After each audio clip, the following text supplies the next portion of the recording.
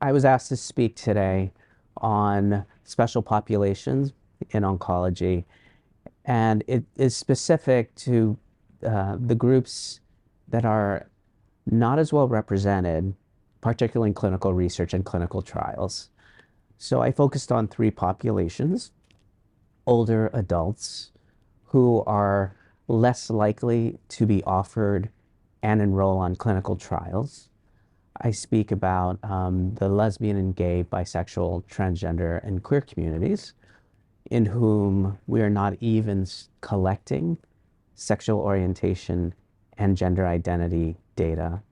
And I talk about race as an equity issue because most of the trials in the United States enroll a white population.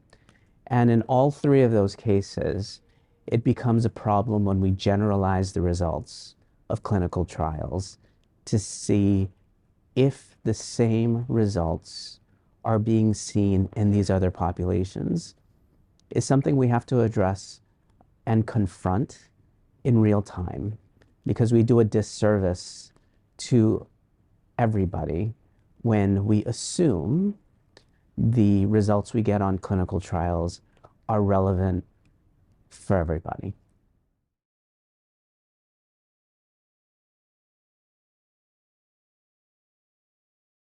I think resolving the issues on clinical trials so we are more equitable in not only the opportunities for people to join clinical trials, but we are demonstrating equity in who actually enrolls in clinical trials requires solutions that cross everyone's responsibilities. For example, if you just take the issue of older adults, the way we write trials can be exclusionary, and not because we mean to be, but because of who older Americans are, older adults are. They may be on more medications, and some of those medications may be exclusionary for the trial. The reason is, do they have to be? They also may have more comorbidities, hypertension, heart disease, yet we may exclude people on the basis of those comorbidities. And I think we as investigators need to ask ourselves, is there a reason why these are exclusionary? We have to, as a society though, understand that clinical trials are not seen as opportunities across communities. If you look at the experience of the Black American community, there is still a lot of mistrust of clinical trials with good reason, with good historical reasons. So going back into those communities, listening to them and addressing their specific concerns is important.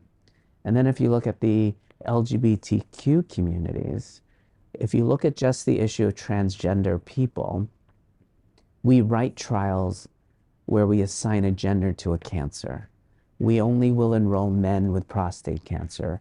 That will exclude trans men who have may not have a prostate, but may have breasts. So running a trial, for example, for them, women with breast cancer, they will not be allowed to enroll.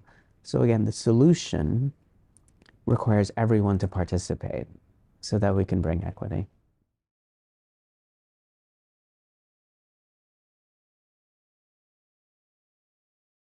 I think the challenges in low and middle income countries actually mirrors what we see in high income countries. In a lot of ways, the issues of equity are not tied to how rich a country is. It's really tied to how society treats its people. We need to see that older Americans, no matter what their age is, have so much to contribute as participants on trials, as investigators. We need to see people as affected by their disease, no matter who they are, no matter what race they are, no matter if they are gay or lesbian or transgender.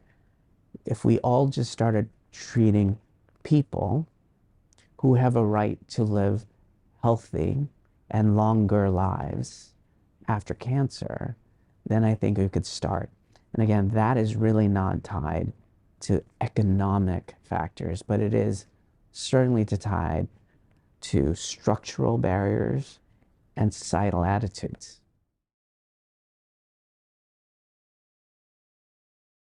Conferences like this, where the goal is to have clinicians and people with cancer participate together to choose what actions to take after their cancer, is important, no matter if you have the latest drugs available or not, whether or not you have the latest diagnostics available or not. There is a way for us to ask questions of whether these technologies and these breakthroughs are actually moving the needle towards improving survival or not. And we as a society, no matter where you live, can look at that data and ask a very important question. Does the data speak to me in my society, in who they enrolled, and is it relevant? And that's a question we all can ask.